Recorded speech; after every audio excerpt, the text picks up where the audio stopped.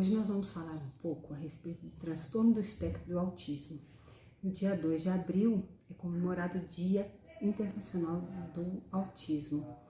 E eu venho aqui neste vídeo a gente falar um pouco para esclarecer algumas dúvidas. Eu trabalhei num material onde que eu condensasse as principais informações para a gente ter um panorama, uma noção básica do que é o transtorno. O transtorno do espectro do autismo, ele é um transtorno do neurodesenvolvimento, que geralmente se manifesta antes dos 3 anos de idade. Veja bem, é sempre geralmente, não é regra. É caracterizado por um conjunto de sintomas que afeta áreas como a socialização, a comunicação e o comportamento, além da presença de estereotipias do comportamento, interesses restritos, hiper ou hiporreatividade e a estímulos sensoriais principalmente, padrões repetitivos, irrestritos e muitas vezes está relacionado a outras comorbidades. Há também problemas genéticos relacionados com o autismo, como convulsões, deficiência intelectual, a diminuição neural e sináptica na amígdala, no hipocampo e no cerebelo, referente às imagens, da mesma maneira que o aumento do encéfalo na concentração de serotonina. Essa questão ela é muito mais da neurociência, onde que a gente sempre orienta que o professor ele venha a ter um conhecimento da neurociência e neuroeducação. A neurociência hoje ela está tão avançada em estudos que ela dá um embasamento para o professor estar trabalhando dentro de sala de aula com esses alunos da educação especial, em específico a criança dentro do transtorno do espectro do autismo. Não existem marcadores biológicos para o autismo. O diagnóstico ainda é feito com base nos critérios comportamentais. O DSM-5, que é um livro, né, da área médica, né, ele estabelece alguns critérios específicos para o diagnóstico do TEA. Esse livro ele é um manual diagnóstico, né, da medicina, é exclusivo para a área médica, mas ele também nos dá algum embasamento, porque é a partir dele que a gente tem essa noção de alguns sintomas, de alguns comportamentos que nos levam a perceber que a criança ela tem um desenvolvimento neurotípico, né? O TEA também inclui alguns outros transtornos, como autismo infantil, autismo Kanner, que é a forma mais severa do autismo, é aquele autismo bem classicão mesmo, o autismo de alto funcionamento, o autismo atípico, que ela é uma variante do autismo que pode ter início mais tardio, dos 3 até os 12 anos de idade, ou seja, todos aqueles sintomas, né, que todos aqueles comportamentos típicos do autismo, ele vai aparecer a partir dessa faixa etária até os 12 anos de idade. Tem o transtorno global do desenvolvimento, sem outra especificação, e o transtorno degenerativo da infância, que é a síndrome de Ehlers, que não se pode confundir com a síndrome de Ehlers, que mais para frente um pouco eu vou falar dela, bem basicamente, para compreender o que é. Essa síndrome de Ehlers, ela se manifesta como uma regressão acentuada no desenvolvimento da criança, com mais de 2 anos de idade, ou seja, a criança ela tem o desenvolvimento dela dentro dos padrões, né, normatizados, próprios da faixa etária, dentro dos marcos do desenvolvimento, e quando chega por volta dos 3 anos a 4, ela tem uma regressão significativa, às vezes ela perde a fala, ela desaprende muitas coisas que antes ela fazia, como, por exemplo, amarrar um sapato, buscar a água, ter autonomia. Então, essa é a síndrome de Ehlers.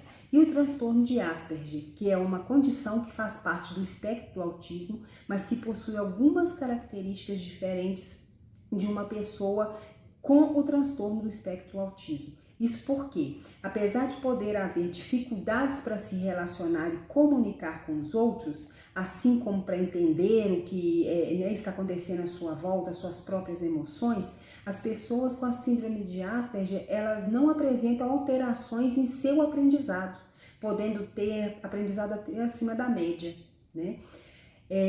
O CID-11, ele reuniu todos esses transtornos que eu falei acima, que eu citei acima, que fazem parte do espectro do autismo, como o autismo infantil, a síndrome de Rett, a síndrome de Asperger, transtorno degenerativo da infância, transtorno com hipercinesia, por exemplo, em apenas um diagnóstico, transtorno do espectro do autismo. E sobre uma série de condições caracterizadas por um grau de comprometimento. O que vai diferenciar agora é o grau de comprometimento no comportamento social, na comunicação e na linguagem. Esses 3 pontos é o que mais avaliamos e o que caracteriza que a criança está dentro do espectro, né? Nós temos uma lista enorme dentro desses 3 pontos, nós temos uma lista enorme de pontos a serem avaliados, mas especificamente o comportamento social, a comunicação e a linguagem. E por uma gama estreita de interesses e atividades que são únicas para o indivíduo e realizadas de forma repetitiva. Então, geralmente a criança que ela tem, quando o grau de comprometimento dela do autismo dentro do espectro, né, é um grau de moderado e severo, ela vai ter interesses muito restritos, ela vai ter comportamentos muito repetitivos, ela vai ter... a comunicação fica um pouco mais difícil com o meio do que, às vezes, um grau mais leve, né? Que era o antigo síndrome de Asperger, né? O autismo no CID-10, ele vinha com alguns códigos, né? Com mais códigos. Ele vinha colocando transtorno global do desenvolvimento, e aí eu abro um parênteses, porque já recebi muitos laudos de escolas, às vezes, dizendo assim, que a criança tem transtorno global do desenvolvimento. E quando eu dizia, porque nós precisamos ver que o autismo, a gente trabalha assim, para poder orientar, muitas vezes as profissionais diziam, não, ele não tem autismo, é transtorno global do desenvolvimento. E o transtorno global do desenvolvimento nada mais é que a criança está dentro do espectro, né? Que o espectro é muito amplo, né? Então, ele vinha separando, né, com as nomenclaturas do F84 até o F84.9, e aí ele colocava os autismos, né, infantil, atípico, síndrome de Rett, outros transtornos degenerativos da infância, o Asperger, com hipercinesia associado a retardo mental, e até usava essa palavra ainda que não é uma palavra agradável e nem correta hoje, a nomenclatura não é retardo mental mais. E agora no CID-11, né, que entrou em vigor a partir de janeiro deste ano de 2022, nós temos agora o 6A02, que é o transtorno do espectro do autismo. Englobou-se todos os outros transtornos dentro aqui, única e exclusivamente nessa nomenclatura. E aí a gente vem com a mesma nomenclatura, com alguns pontos, e aí especificando quando o autismo tem a deficiência intelectual, que é o termo correto a usar, com comprometimento leve ou ausência de linguagem funcional, com comprometimento leve com comprometimento, né, sem a deficiência intelectual e com comprometimento leve ou com ausência de linguagem funcional, sem a deficiência intelectual e com linguagem funcional prejudicada, sem deficiência intelectual e com a linguagem funcional prejudicada, com deficiência intelectual e com ausência da linguagem funcional, outros transtornos do espectro do autismo especificados, transtorno do espectro do autismo não especificado. Então, essas são agora as referências que nós temos no novo CID-11, que passou a entrar em vigor agora em janeiro deste ano. E a síndrome de Rett, que eu me referi há um pouco atrás, essa síndrome de Rett, ela é uma doença neurológica, veja bem, ela não é uma deficiência. Deficiência é uma condição do ser humano, ela não tem cura, né?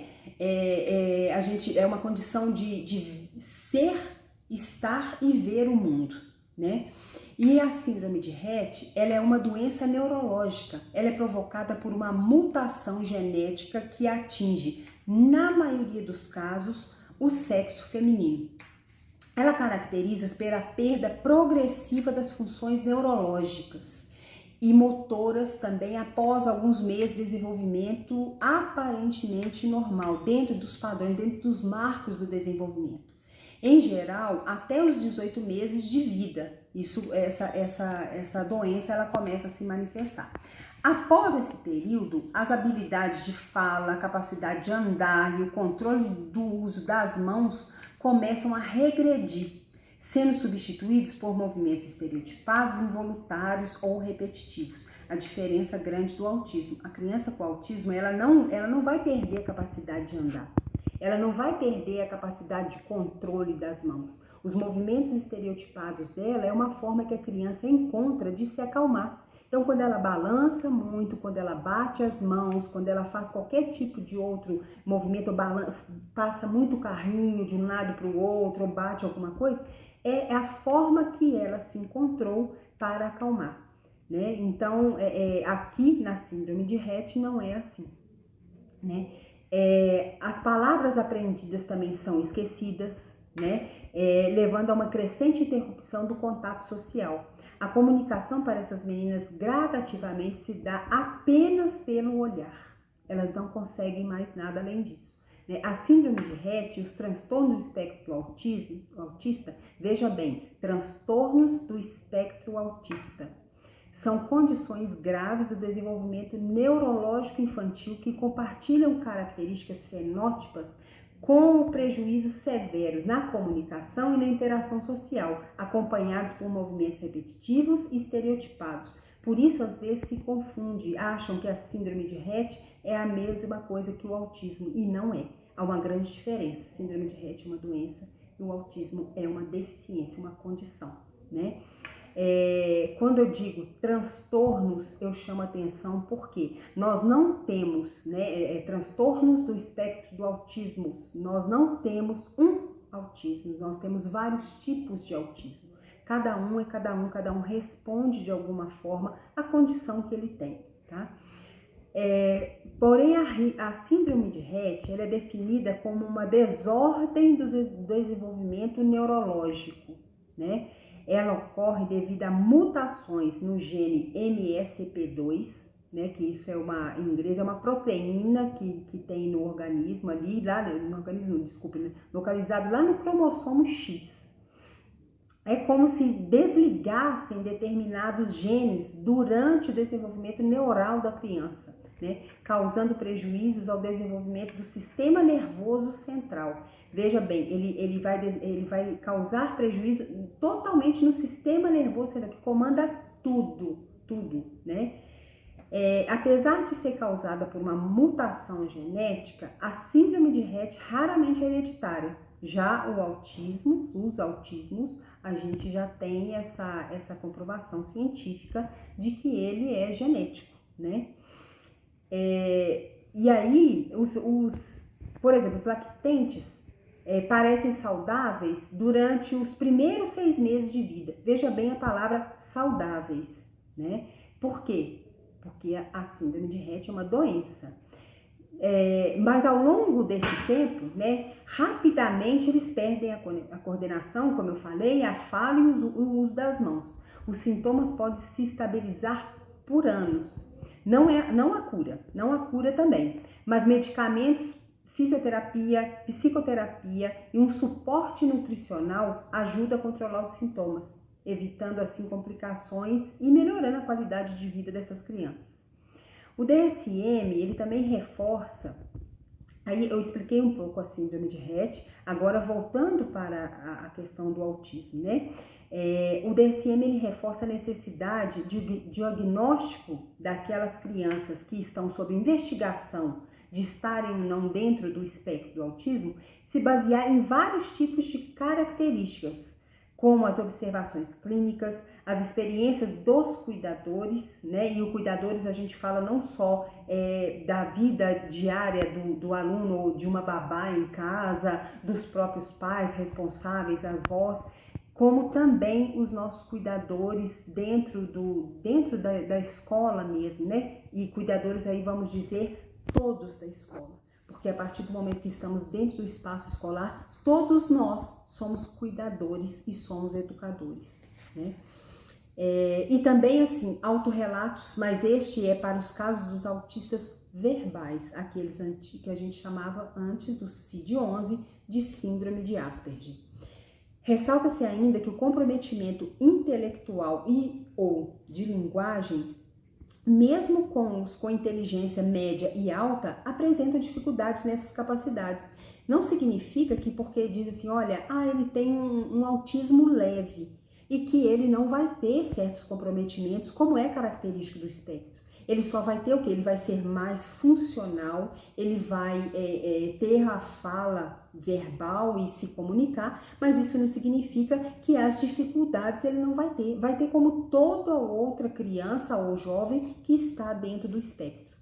Há também os déficits motores, autolesão, comportamentos desafiadores, entre outros, porque o autismo ele vem também com comorbidades, ele vem com outras situações. Então, por exemplo, os déficits motores, nós sabemos que a tonicidade na criança com autismo ela é muito baixa, né? Eles não têm uma coordenação motora, é muito difícil. Então, tudo isso precisa ser ensinado no passo a passo mesmo, para eles aprenderem e darem função a tudo isso. A tonicidade deles, eles precisam com exercícios de psicomotricidade para que aumente essa tonicidade, para que os ajudem a ter uma qualidade melhor de vida. A autolesão, sempre se machucam o cirróide, porque a criança com autismo ela tem uma tolerância à dor. Ela se autolesiona e ela não sente muito, ela não se manifesta. Não que ela não sinta, ela tem uma tolerância maior à dor. E os comportamentos desafiadores é que tem uns que sempre nos desafiam mesmo, né? Aqueles comportamentos que é de desafiar o outro. Tipo também da criança que tenha o transtorno opositivo desafiador, que isso também pode ser uma das comorbidades que vem associada para a criança que está dentro do espectro. Esses conjuntos de dificuldades em perceber seu entorno, em se expressar, em estar se socializando, é muito difícil e faz com que as pessoas no TEA, em sua maioria genuinamente bem intencionadas, honestas, sinceras, inteligentes, amorosas e até divertidas, elas sejam isoladas e permaneçam sem a chance de desenvolver plenamente e também de oferecer ao mundo suas contribuições. Essas nossas crianças e jovens têm muito a contribuir, têm muito a ensinar, né? E a gente às vezes perde isso pelo fato do pré-julgamento de acharem que eles são incapazes, que eles são, naquele termo bem chulo ainda e um termo muito feio de se usar, retardados, né? Isso não é a verdade. São pessoas, as crianças, independente de estarem ou não dentro do espectro, as crianças da educação especial, elas são muito inteligentes, na condição delas, né? Muitas crianças com autismo, elas também, aparentemente, elas apresentam potencial intelectual e habilidades significativas, mas o distúrbio de interação, de comunicação, assim como seus comportamentos estereotipados, reduzem e desarticulam suas aparentes capacidades, levando a prejuízos na aprendizagem escolar, nas atividades do dia a dia, que a gente chama atividades de vida diária e atividades de vida prática, né, que exigem assim, esse engajamento social e esse compartilhamento de tarefas sequenciais. Isso para eles é muito difícil, a gente precisa ensinar o passo a passo para eles. Aquilo que a gente aprende vendo o outro, né, no exemplo de pais, avós, tios, na escola, eles não conseguem, porque eles não desenvolveram essa questão da imitação. Então, por não saber imitar e não imitar o outro, para eles essas dificuldades é muito acentuada. Por isso que precisamos desenvolver neles isso, desenvolver o imitar. Precisamos estar aumentando esse contato visual deles para que eles aprendam a imitar e através da imitação eles vão desenvolvendo também a aprendizagem. A fala é muito importante, mas quando dizem assim, nossa, mas ele é não verbal, eles não falam, alguma coisa fala. A gente só fala quando a pessoa assim é muda, quando todo o aparelho fonológico dela não funciona e ela não emite som algum. Mas a partir do momento que tem algum som emitido, a gente precisa desenvolver de alguma forma a oralidade. E também a linguagem. E a linguagem não se dá somente através da oralidade. A linguagem se dá por todo o corpo. Então, como este aluno, dentro do espectro do autismo, me fala? O que ele me diz? É com o olhar? É com o corpo? É com algumas palavras? É com uma frase? É com a comunicação alternativa? Então, são várias possibilidades que a gente tem de oferecer para essa criança para que ela se desenvolva e comunique com a gente.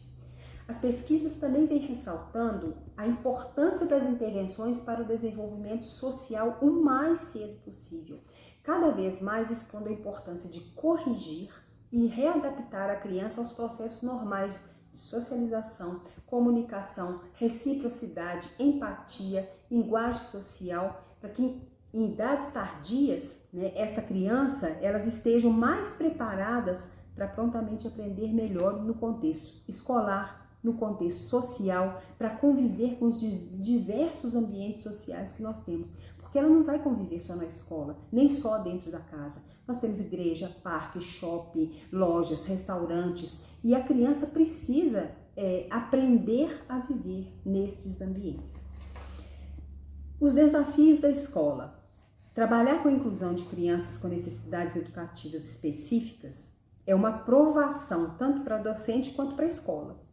Os professores, eles são instigados, né, a refletir sobre os saberes necessários para atuarem com os alunos que apresentam deficiências e outros transtornos também, visto que não apresentam formação para tal. A gente sabe que é um grande déficit da nossa graduação, principalmente, que muito superficialmente ela vai falar sobre educação inclusiva ou educação especial, mas a gente sabe que existem formações específicas para deficiências específicas, mas a graduação ela poderia se aprofundar mais, dando um panorama do todo. Isso nos ajudaria muito enquanto profissionais já formados para atuar na área, e não é isso que acontece.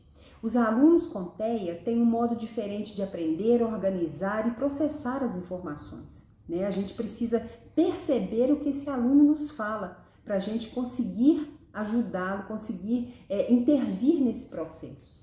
Esse modo muitas vezes precisa ser ensinado mesmo, o passo a passo, porque eles não conseguem fazer isso sozinhos. Muitos são pensadores visuais, é onde que a comunicação alternativa ela entra, né? Muitas vezes precisamos de cards mostrando figuras para que ele aponte, que ele fale, porque vai ser através dos cards, das figuras, que ele vai se comunicar, né?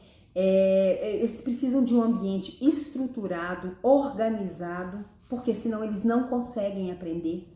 Apresenta falta de habilidade na percepção e na comunicação, e isso precisa ser ensinado.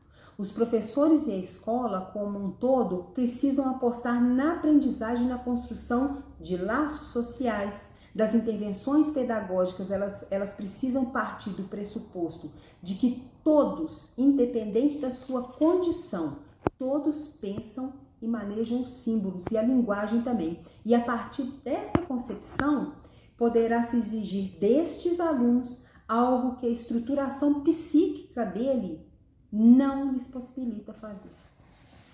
Não temos condições de afirmar o quanto uma criança pode ou não aprender. Isso independe da deficiência. A criança, nós não podemos afirmar o que ela pode, o que ela é ou não é capaz. Cada um vai nos dizer até onde ela pode chegar. A nós profissionais, né, cabe o quê? Dar a asa para que eles voem. O importante é que os professores entendam que existem diferenças individuais, preferências e ritmos de aprendizagem em qualquer criança, seja ela associada a alguma deficiência, seja ela vinculada a alguma deficiência ou não. Os estudos sugerem que o autismo afeta a forma como são feitas as sinapses, aí já vou lá na neurociência novamente, as sinapses que os neurônios fazem no cérebro, em todo o cerebelo, no cérebro inteiro, e as ligações entre as diferentes regiões do cérebro. Nós temos no cérebro as áreas sensoriais, as áreas do raciocínio, da compreensão do som, do que vemos e do que tocamos. E para a criança que está dentro do espectro do autismo, essas crianças não fazem essas sinapses para ter e nem têm essas comunicações. Muitas vezes o que eles recebem do ambiente, que é o som, para ser processado, eles não conseguem devolver para o ambiente da mesma forma, compreendendo aquilo. E aí a nossa intervenção é ensinar a criança que som é esse, como que faz, de que é o passo a passo. É um ensino muito mais profundo. Para aprender é preciso uma orientação social, é a imitação, como eu falei, que eles não têm, não desenvolveram, e o engajamento em interações sociais e interesse por novidades. Eles geralmente não se interessam por muita coisa. Então, não interessam por quê? Porque eles não dão função a objetos, eles não nos enxergam enquanto seres humanos, eles nos enxergam enquanto um objeto. Então, é preciso que a gente desperte nessas crianças interesse pelas coisas. Então, se ele tem um hiperfoco, então vamos investir naquilo que a gente consegue buscar essa criança e puxar o interesse dela, e aí a gente consegue caminhar. É uma observação o tempo inteiro. Os desafios únicos de aprendizagem associados ao autismo são a atenção, a motivação social, a imitação e a tomada de turno. O que seja isso? Esperar o momento de falar ou agir, de trocar ou receber. Eles não sabem isso, né? Balbuciar, sensações de estímulos e sensoriais, o uso de gestos, brincar com brinquedos, padrões repetitivos e restritos de comportamento, comunicação e interação social. Então, a gente sabendo dessas condições, desses desafios, onde que a gente precisa atuar enquanto profissionais da educação, é de extrema importância. E nós precisamos ter em mente uma coisa: laudo diagnóstico é da área da saúde. O laudo de diagnóstico, determinando um CID que seja, ou confirmando ou sobre investigação, para nós da área da educação, ele é apenas um direcionamento. Para nós da área da educação, é o João, Maria, Pedro, Carla, seja quem for, é ela, é a criança. Não é o laudo, não é o autismo. É uma condição que a área da saúde vai cuidar. Nós precisamos entender como essa condição que esse aluno nos mostra, essa maneira dele ser, estar e agir no mundo, de aprender, de se comunicar, é nisso que nós precisamos focar. Não existe meu aluno é o autista, não. Seu aluno é o Maria, seu aluno é o João, seu aluno é o Pedro, o Antônio, a Joana, seja quem for, mas seu aluno tem um nome. Ele não é o autismo, ele não é uma deficiência intelectual, ele não é uma síndrome de Rett, ele não é nenhuma dessas deficiências, transtornos ou transtorno de aprendizagem ou qualquer outra situação. Ele é o aluno, ele tem nome, sentimentos, ele tem vontades, desejos, ele tem tudo que nós, enquanto seres humanos, temos. E é assim que temos que enxergar.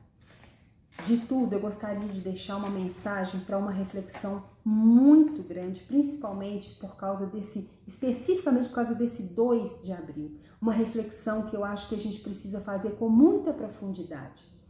Temos aprendido a voar como pássaros, a nadar como peixes, mas ainda não aprendemos a sensível arte de conviver com os diferentes. O autismo é parte deste mundo, não um mundo à parte. É apenas uma maneira de ser, estar e agir no mundo de uma forma diferente da convencional. As crianças com autismo ou qualquer outra deficiência ou transtorno, assim como as aves, são diferentes em seus voos, mas são tão iguais em seu direito de voar. Não queremos nem podemos mudar a forma com que as crianças e jovens com autismo veem o mundo, mas precisamos mudar a forma com que o mundo vê nossas crianças e jovens. Agradeço pela oportunidade, agradeço demais a Casa do Professor. Eu acho que são oportunidades únicas e extremas da gente estar visibilizando e socializando essas informações. E assim, vamos refletir muito nesse dia 2 de abril. Eu acho que são datas marcantes, mas que a gente leve essa reflexão para além do dia 2, que a gente leve essa reflexão para toda a nossa prática educativa.